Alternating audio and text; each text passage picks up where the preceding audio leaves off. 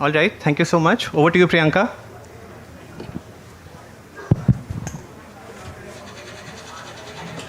Good morning, everybody. Am I audible?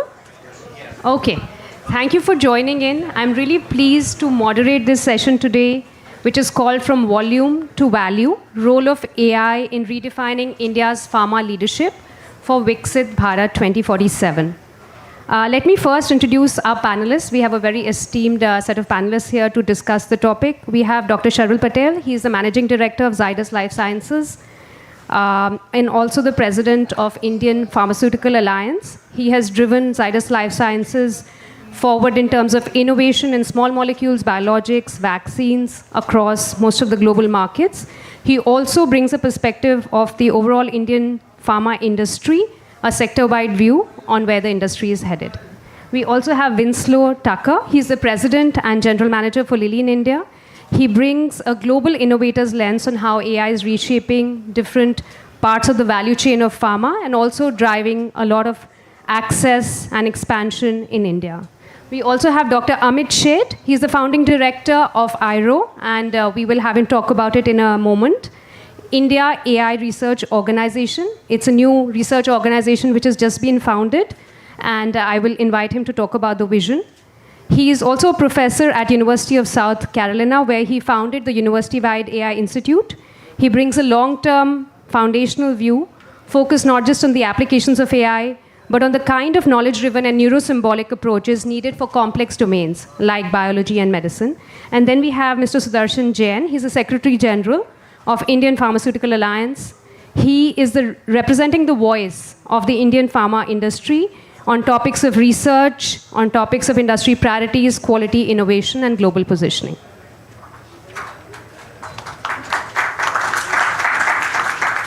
So let me set this up by talking about the brief context, and then I'll ask a few questions of the panelists. Indian pharmaceutical industry, as we all know, is globally recognized for its scale and reliability.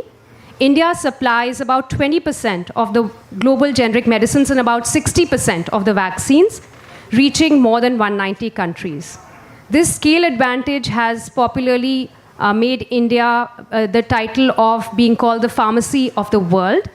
The stated ambition for Viksit Bharat 2047 is to, however, build a USD 500 billion pharmaceutical industry, several fold more than it is today, and that cannot happen by volume expansion alone. Over 2/3 of the global pharmaceutical value pool sits in innovative medicines, new chemical entities, as well as new biological entities. A structural shift from volume to value is therefore imperative.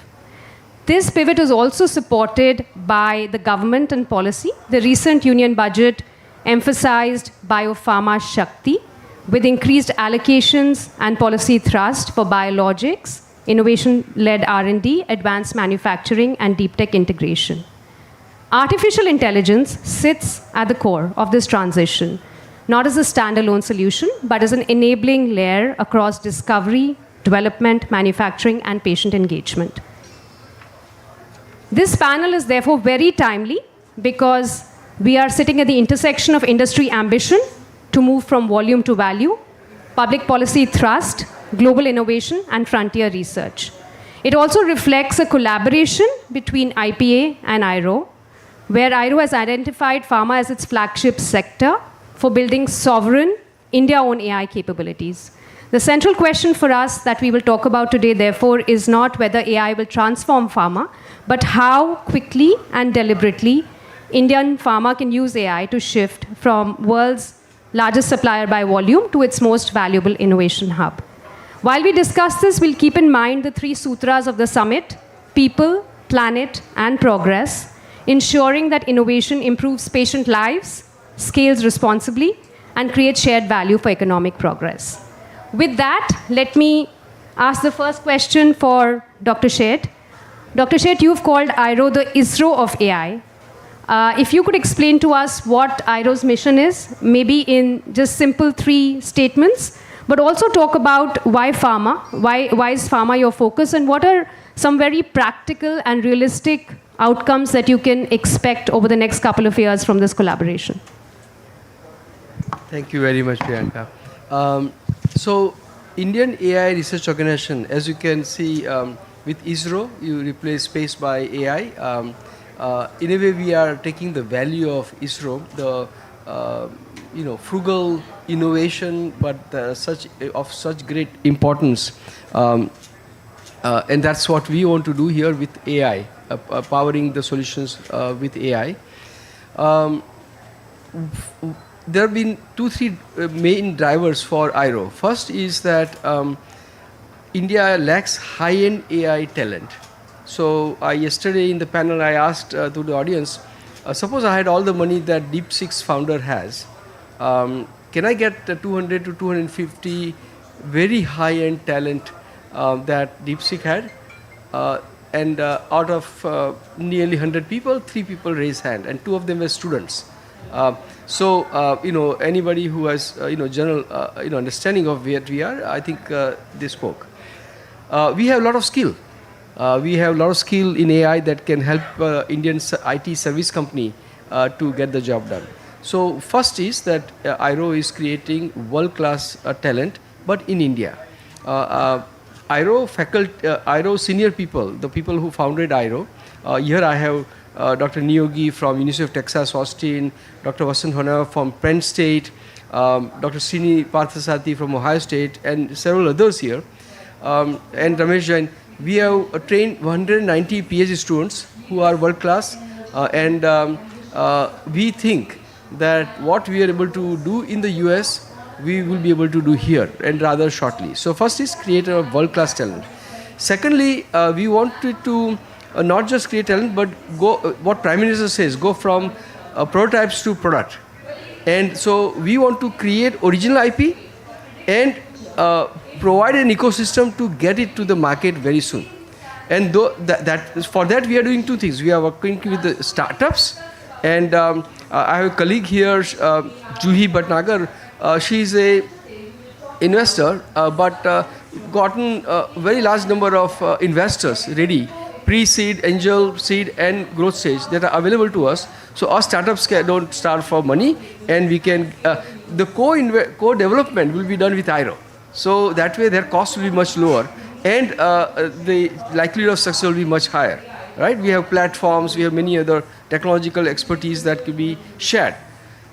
Then we also want to do corporates where we can achieve short-term economic impact. When we are looking at, and IRO is supposed to be PPP. So Ajay Chaudhary, who is the board, who is our chairman of the board, he sent me a picture that listed pharma at the top in terms of investment in R&D per capita, meaning per the earning, right? And pharma was by top by far, and that's why one reason to focus on pharma is that they at least seem to, compared to other choices, they seem to understand the value of R&D a lot. And since we are original AI-driven IP generation engine, for us to see the application there is very valuable. And then when we connected with IPA, this whole concept emerged, and that we found a lot of opportunity, and I will discuss concrete opportunities. Now, shall I discuss now or later? Oh, sure. Okay. If you can share 2 or 3 concrete opportunities. Yeah. So we have experts who have prior expertise in working with US pharma and having the results. And I also had a project funded by Wipro that ultimately was sold to Novartis, and at much higher value than the investment they made into us. So we developed probably the world's largest knowledge graph in pharma. We have that, and we'll be refreshing that as the last iteration was about 2 years ago. You might be aware that recently a drug is in the market where much of the development was enabled by the use of pharma for the research. And I'll give you more specific details of what that drug is and such. But just having this knowledge graph, you can do question answering in your research your people doing research in pharma, and they can really cut down on the things they need to look at and connect efficacy with toxicology and others much more easily, much faster. And this knowledge graph would have extracted knowledge of millions of documents, right? So that knowledge in papers will be available to you to browse, to query, to question answer. Second is that number of my colleagues here, particularly Dr. Honawar and Srinivas Parthasarathy, they have done original work in drug development, small molecule design part of it. And so, for example, Dr. Honawar works on diffusion model when enabled by knowledge graph can be applicable in a relatively short term. The third is clinical data collection and clinical trial related support. So AI is used for workflow, understanding quality of data collected, ensuring FDA requirements are satisfied. So the likelihood of any FDA coming back and say you are missing this or that, or conditions were not right, you reduce that part. The fourth is production quality. So, for example, I have worked on automating in manufacturing environment where lots of parameters are collected by sensors and whatever observational one, and you can find rare exceptions. You can find root cause analysis. You can do replanning of your current automated flow. So, and the final one is regulatory compliance. So we can take regulatory documents, create a knowledge graph from that, which is process knowledge, and then help you implement such that whatever you are doing, you can, is compliant with the regulation. So converting all these documents that you have to read into structured representation of knowledge and use it for, your process flow, plus automatically filling out the forms and checking the validated forms. These are kind of lower hanging fruits that also we can work on. So these are some of the things that our team already is aware of it. Some of the things we have done, some of the things we think we can do in 1-2 years. Our idea is to work with IPA in the first year and, in the near term, understand what the industry, the 23 members of IPA, has what is their priority, which we are going to do in the afternoon, at least kick off the process, and then start working hopefully on projects that can be shared by the whole membership, or work on also ones that they want to do because they have proprietary knowledge. They want to work on inflammation, or they want to work on some other class of drugs, and they want to do it separately. So either of the way, we'll try to understand how we want to move with the help of IPA and BCG. That's the idea. Right? Thank you, Dr. Sheth, for sharing that. Obviously, a lot of exciting opportunities in both. You spoke about discovery, development. Let me actually turn it over to Sharvil now to actually hear the voice in terms of, what are the pharma companies looking at. So, Sharvil, as you think about your own organization and where you feel there are opportunities more in the near term, if you could talk about, from what you heard from Dr. Sheth and more generally, where do you see practical, measurable outcomes where you would like to deploy AI in the near term and maybe also, after that in the longer term? Thanks, Priyanka. So, I think as many organizations, we all keep sort of toying with the idea of how do we use AI. AI is the buzzword today.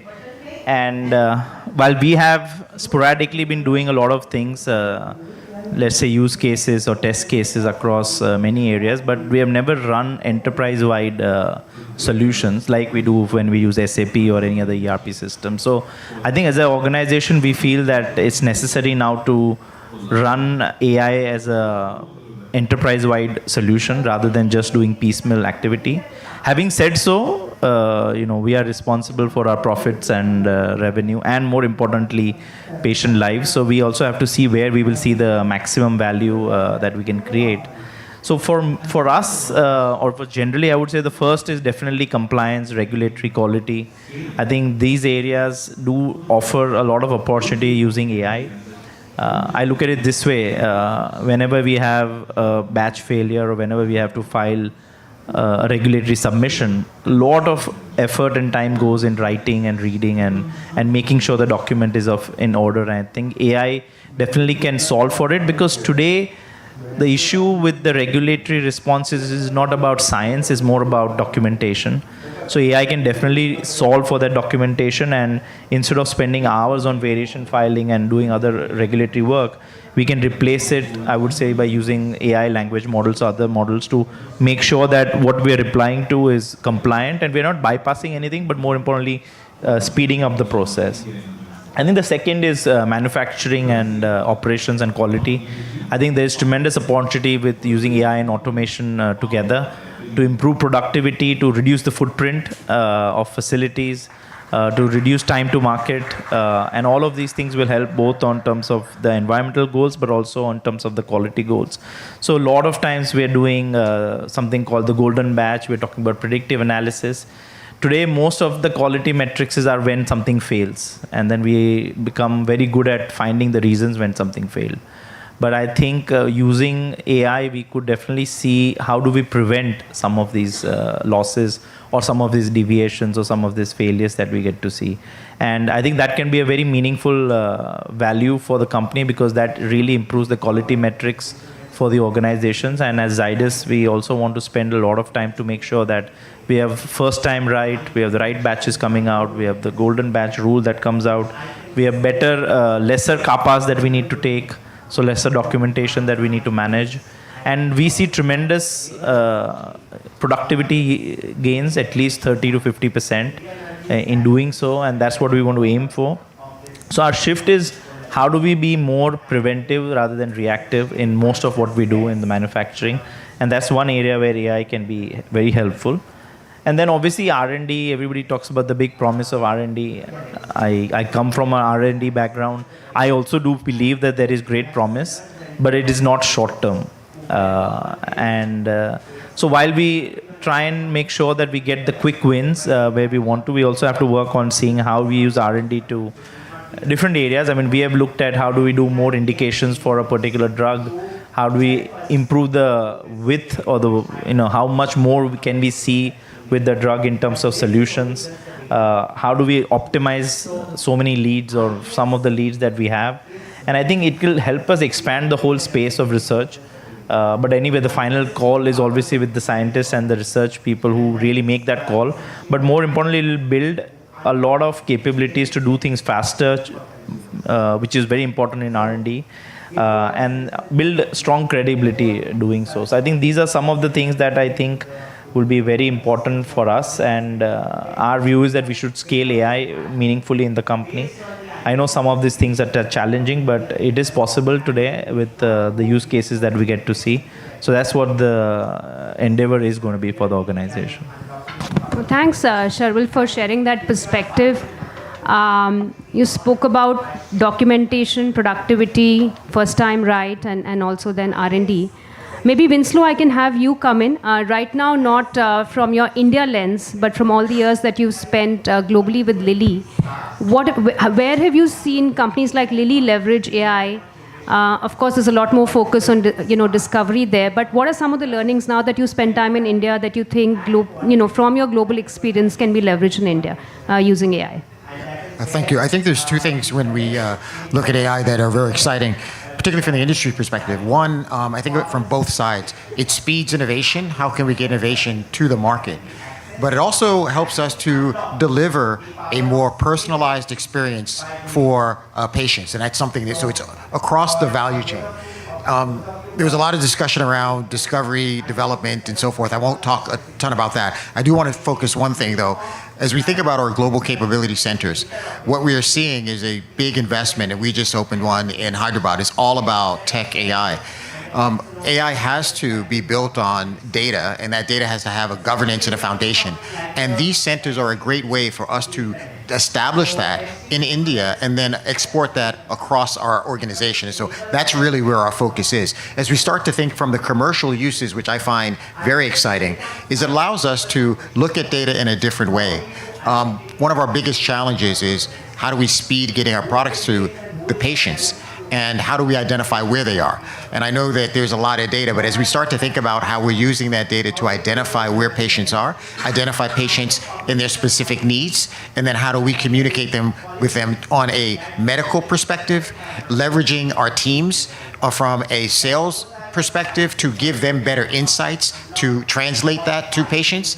And then ultimately, where I think we should be looking as an industry is how do we get more interoperable data in India so that we can then have more real world data that has the quality for payers and for regulators. If we can unlock that, then we can move from manufacturing scale to really value innovation. And I think that's the true opportunity in the long term that we have. Right now, one of the things we're looking at in India, to be quite frank, is when I was in the US heading our commercial business, because of the amount of data, because of the connectivity of that data, it was very easy to apply AI to what we do commercially.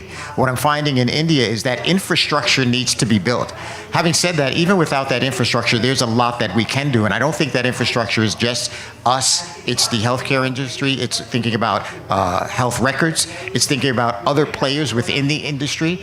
We are doing a lot of B2B partnerships, and with hospitals, with pharmacies, and so forth. I think if we can unlock that, there's great promise to take it not just from discovery, right through to how do we get products approved, regulatory perspective, how do we monitor safety, but then also how do we make sure that those innovations impact patients ultimately.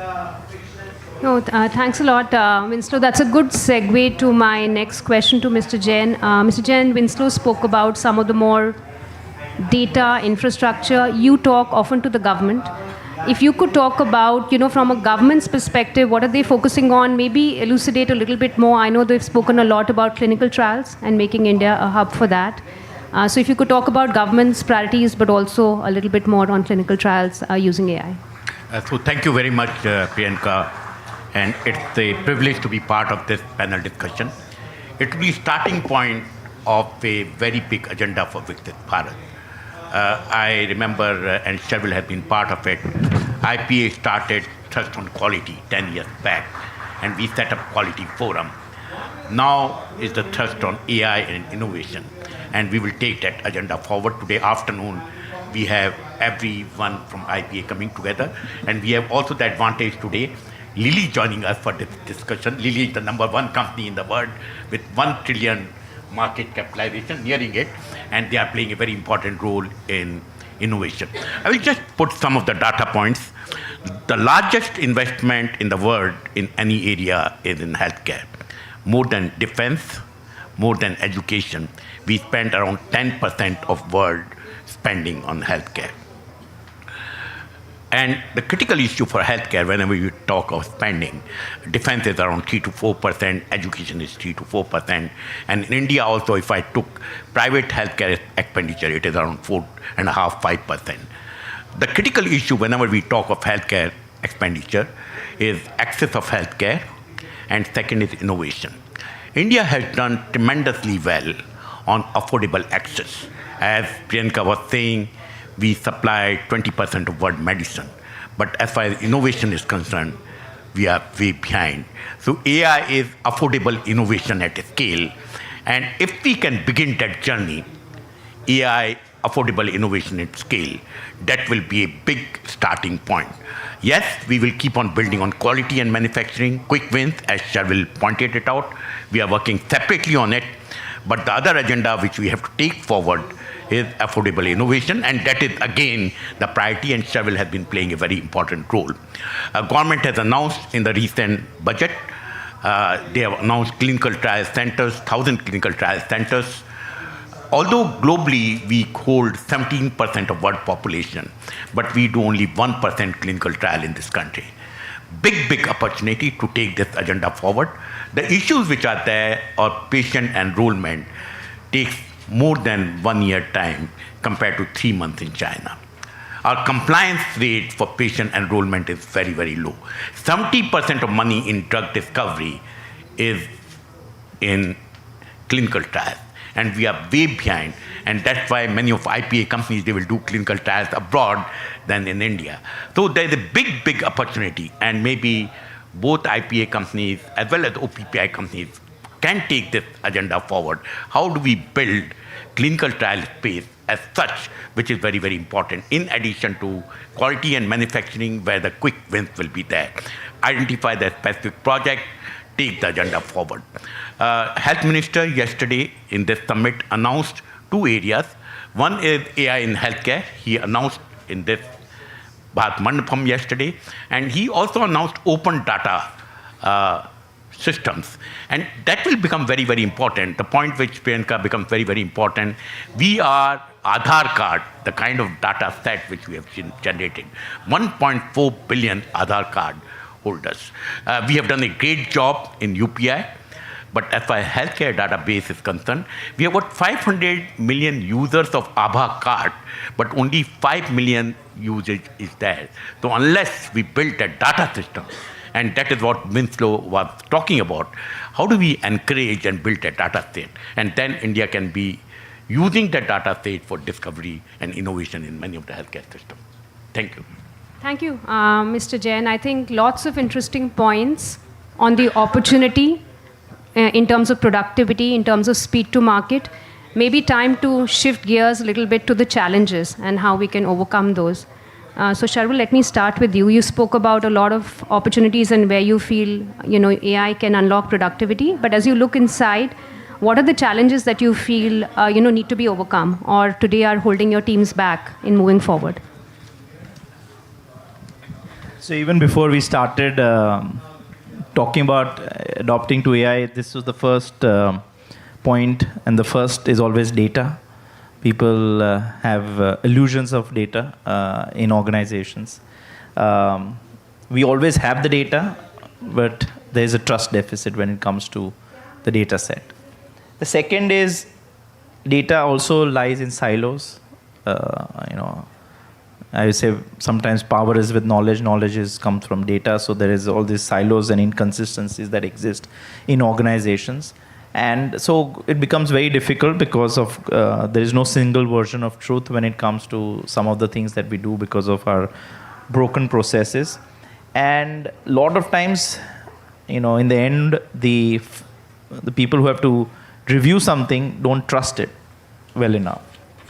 And if you don't trust it, then whatever comes out of any tech part is just a PowerPoint presentation and never anything that you can execute. So I think it's very important that we create an environment where we get the right amount of data and we make sure that it is available and is more democratized to make sure that we can use it in the right way. And we don't have a shortage of data. It's just a question of that we don't have this belief that exists in the right way. The second I see, and this is through the journey on the last 1 year, is this addiction to do pilots. Every time we talk about adopting to something, there's this whole idea, let's do a few pilots. And in pharma or in R, we are very used to this idea of pilots because in drug and anything to do with new molecules, anything, we are very cautious. We want to test something till it fails. Rather than saying, let's, whatever we have, let's move ahead with it. And it's sometimes indefinite in terms of how we do things. So I think that becomes a very, very big issue. And most of the time, these pilots fail because there is no leader or there is no owner of this. And I think somebody told me that AI without an owner is like an expensive demo. And we don't want to go through these expensive demos in the organization. So there is a strong need for ownership and accountability, which is required, and that helps. And the third is, I think we talk about AI and data scientists and other aspects. We talk about the people who manage the critical functions in the organization, but we have a gap of people who can translate between what is AI, can be used, and how the data can be fed in. So the hardest part is not about getting AI engineers or getting about people. It's about how do you have the right people motivated as translators in the organization who can move some of these capabilities. And that is definitely a talent gap because people are still learning the benefits and technology on AI. So that becomes very difficult. And that's the hardest part, I would say, that we need to overcome. Thank you. No, thank you. Very relevant points. Maybe let me, talk a bit more, ask Dr. Sheth to talk a bit more about data. I think we've all spoken about trust in data. Dr. Sheth, as I was reading some of your work, the approach that you use talks about explainability and trust. So in the work that you've done, if you could talk about how you've overcome some of these challenges that all the panelists here are talking about, so that both at the organizational level but at the industry level, more could be adopted. AI is driven by data. However, AI is also now helping with the quality of the data a lot more. Just as an instance, last week Sarvam announced the quality of improvement in OCR in different languages. But let's say it's English or let's say it's any of the regional language. There is substantial improvement in how we can convert legacy data into digital data and do further quality check. Technological help is there. What Dr. Sharvil talked about in the context of human part of it, the leadership part of it, that challenge remains. The decision making and ownership and willingness to set up the process and then believe in that process. Other very important issue about the trustworthy of data, that's a very important line of work that my own group has done quite a bit of. And it comes down to the following. When you take generative AI, is basically all black box technology. So virtually, you can hardly do anything where you can create an AI process that is explainable to a user, to the right user. So suppose I'm using AI in medicine, then the doctors need to be able to, it should be explained in the form of doctor. So there we follow the a new generation of AI, it's called neurosymbolic AI. So the neuro part is what you see in the current Gen AI. So essentially, at a very high level explanation is that you learn patterns from the data and you create what is called as this large parametric space. But it is probabilistic. So there is no definitive understanding of what the data is. There is a pattern from the data that is out there, and when question is hit against that parameter space, you can create something where you have learned how to write that looks to human, very, very, human-like, and in that case you can trust. Nevertheless, there is no way of repeatability, and there is let's say there is natural language processing, but there is no natural language understanding. Understanding comes by grounding it into the way, in the vocabularies that humans use. So in our mental health example, a project, we create a knowledge graph from the medical literature that is used. DSM-5 is one aspect of it for training mental health personnel. Now, when we give the explanation using this neurosymbolic method, symbolic part comes from that knowledge graph, then the terms used are the terms that doctors are trained for, right? So, water retention in a body part versus edema, right? And so, giving the appropriate terms and making sure that is indeed edema, is not water outside the body, that kind of, understanding system has, and that can be applied. That makes the things very trustworthy. I'll give you one more example. When you want to make trustworthy, you have to do this human level explanation. Other is safety. We all have heard about suicide. Teens have gone through suicide because of their conversation with these large language models. Well, when we developed our co-pilot for mental health, we took care of medical knowledge that for a MDD, major depressive disorder, in the conversation, you do not want to bring up suicidability. So, in our knowledge base, we would have knowledge that in this context, this is no-no. And so, if you use a regular LLM, it will ask questions. It does not understand the context of MDD. It will ask questions that will be, that will bring up suicidability, and that's bad. Doctor would not do that. So we will prevent the question. We will modify the question such that it belongs to that. And then there are other things. I'll say one last thing, and that is called alignment. So in the human world, in the society, we have some regulations, we have some policy, we have some laws, right? We have some guidelines. And somehow we have to follow that. In driving, we have to follow some guidelines, more in West, less in India, but we do.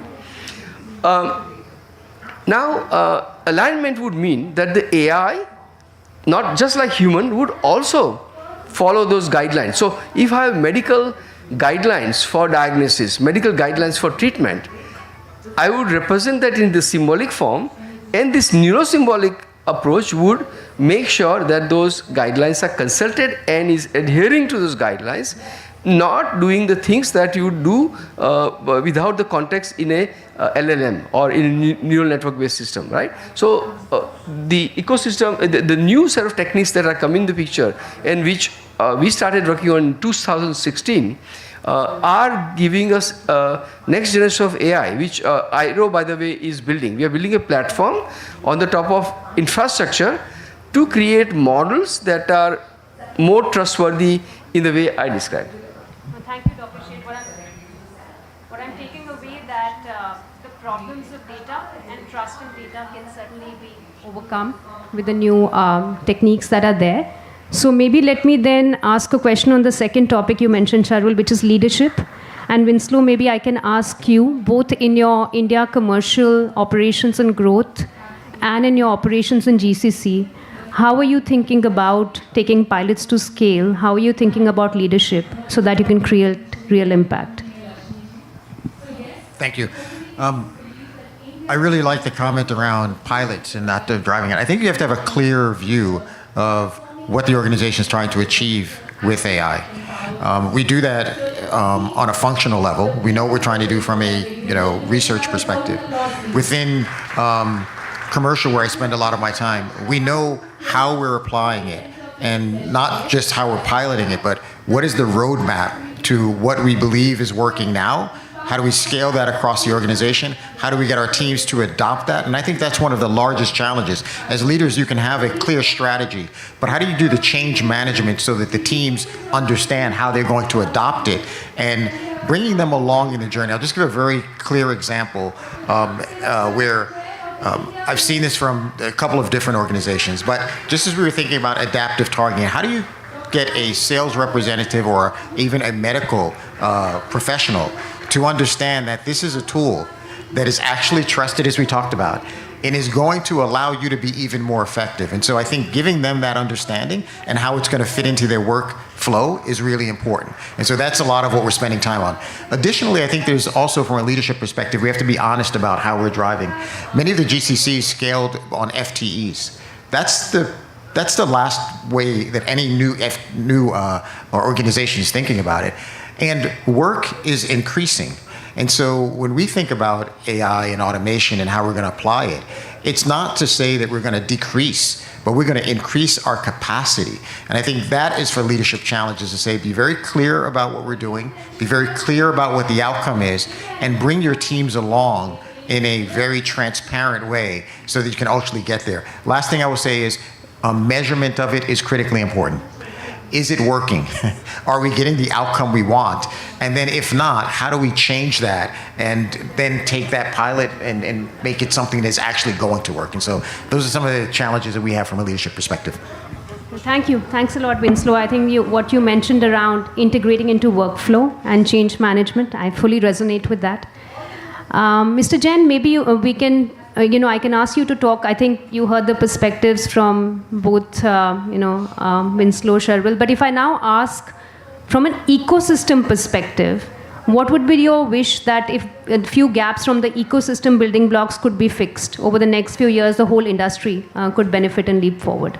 So two areas which are very important. One is we have to go to ICH harmonization in terms of regulatory system, because that will give us global credibility to move forward in that agenda. That is a very, very high priority as far as IPA, OPPI, and all the companies are concerned. If we start ICH process for clinical trials and those systems, it will take around 2 years. And if we get into quality manufacturing, it will take around 5 to 6 years. So that's point number one. Point number two is data is fragmented at this particular moment. There is data lying at IITs, Indian Institute of Sciences.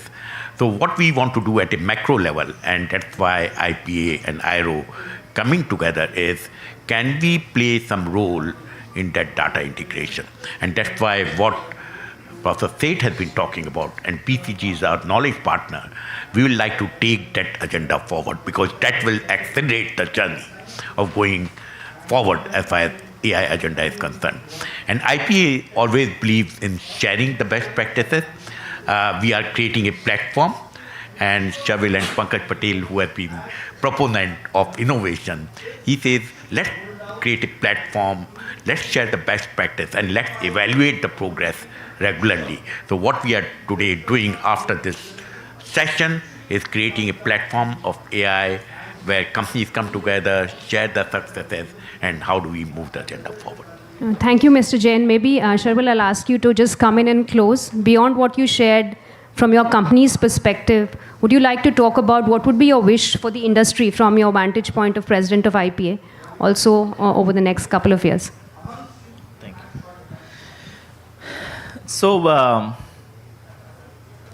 I think I'll start with the most important point is democratizing AI. I think while in our industry we all compete on a day-to-day level, but we also collaborate on a day-to-day level. And this is one industry which really works together to bring a positive change. So I think that has been one key factor in terms of how the pharma industry in India has been developed.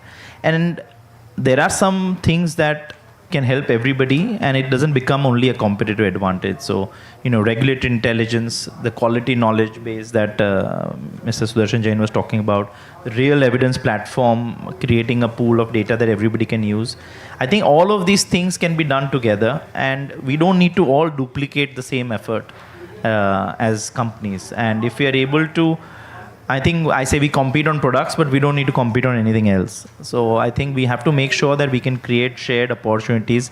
At Zydus, we also have AI labs, and I have told my team that anything that they develop on the quality, on the manufacturing, on some of these processes on regulatory, we must make sure that open access is given to other companies to make sure that if we find it good and successful, we should make sure it's more democratized across the industry, and it'll really lift the overall industry.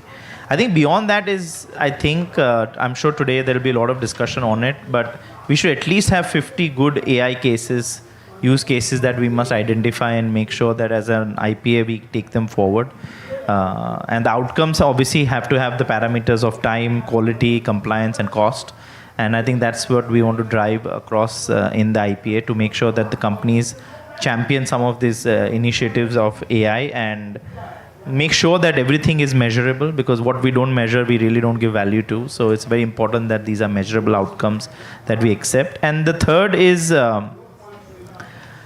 what Mr. Seth said also, that how do we create trust in the area. And it's important that AI doesn't become a project, but AI becomes an enterprise-wide capability or an operating capability. And how do we make sure that both for within my company but also across, the right governance, the right validation, the right explainability of truth, or sort of say non-hallucinations that AI should have, and importantly the training that needs to get given to all the people who are working on this becomes very important.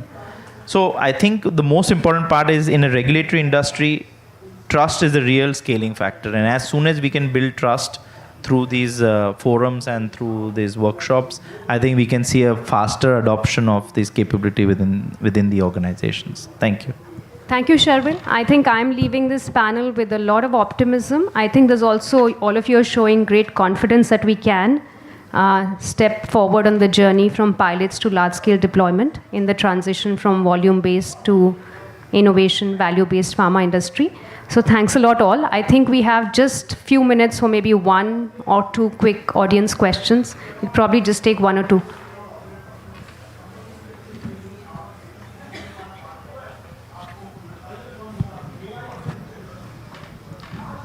Thank you so much for this session. It was really insightful as a young entrepreneur building in the same space.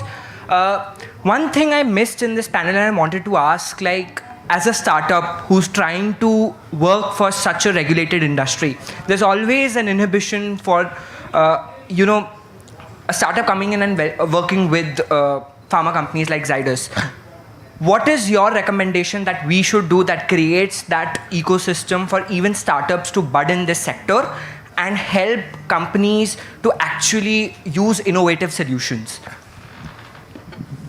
I don't have an answer, but it's a tough question that you've asked, because I think a lot of effort has been put in, a lot of work has been done by all of you, and we get bombarded with requests, and it becomes very, very difficult to see how and what, where to allocate time to. So that's definitely a big issue. I think the right answer for that, Mr. Sudarshan, would be that today we should make sure we create a portal, a platform where some of this gets, some of these leads that get generated through reach outs, make sure that somebody through the IPA, we create a forum where they evaluate and see and then propagate it across the IPA members, because it just becomes otherwise very, very difficult to manage on day-to-day basis. The only other thing I can say is that as in organizations, we as leaders are pushing up people to evaluate ideas, and as more and more of this gets done in the company and leadership in the organizations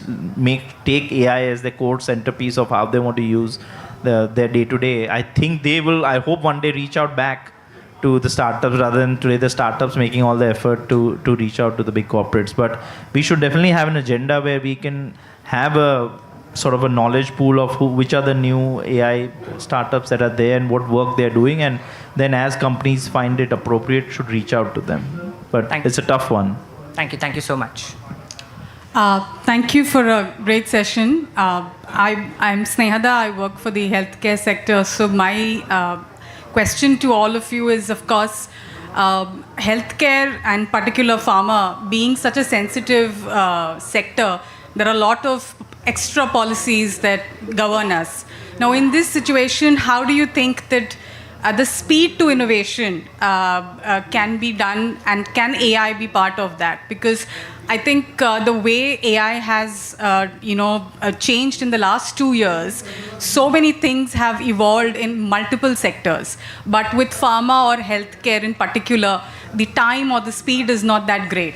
So how do you think we can really speed this up and we can match to the same solutions that are actually available, even which can help the healthcare and pharma sector? So thank you very much for this question. Whenever we talk of healthcare, there are issues related to privacy, there are issues related to regulatory environment, and how do you balance that part with deregulation. And all of us are aware that government has set up deregulation committee with Mr. Rajiv Gaba as the chairman. So what we are trying to do, and in this budget, first time, you see so much emphasis, and clinical trials they are talking that how do we simplify our process so approval of drugs and approval of clinical trial guidelines, they match the global standards. That is an intention. Second, all of us are also aware that government is setting up a new cadre in CDSCO, scientific cadre. So both the areas, building the talent base, it will take time. Overall, simplifying the processes and moving forward. But at the end of the day, the critical issue is how do we deal with the privacy issues, because one has been monitoring, creating database in this country. And Aadhaar card, when I started seeing 500 million, but the usage is only of 5 million.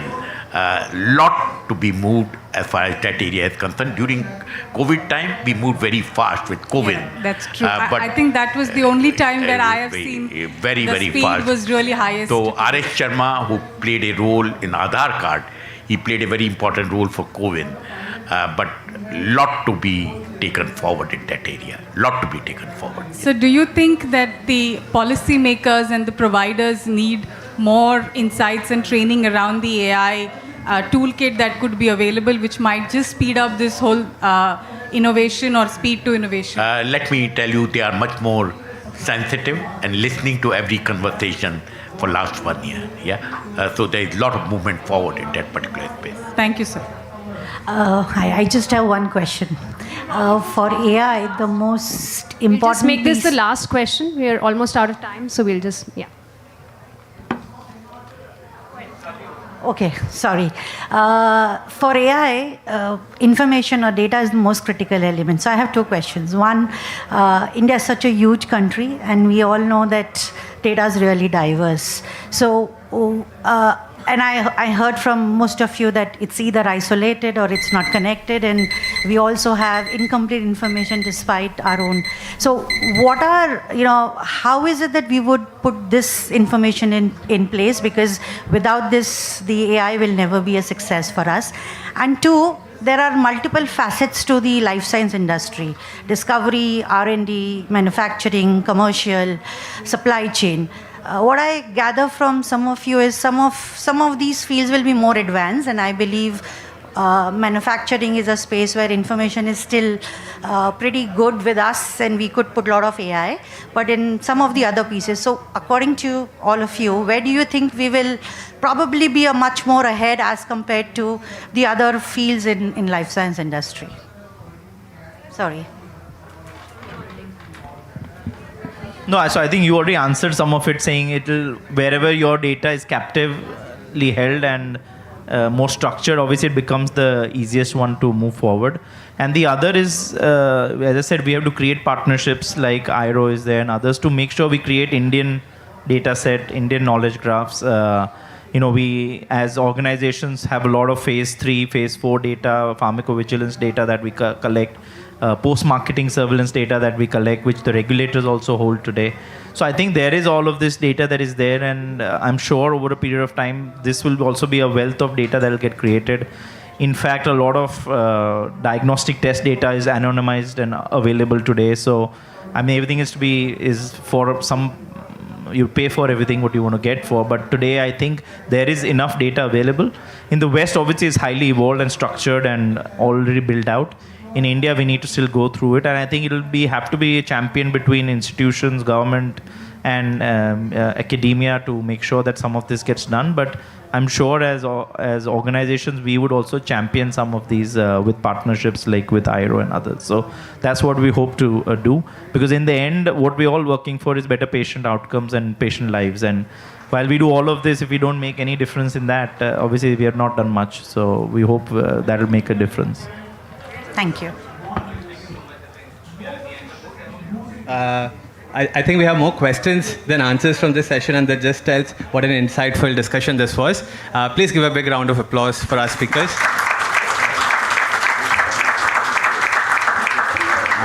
And quick announcement, because the time is up, so I'll request if people want to have conversations to please move out of the room and continue the conversations. Thank you so much.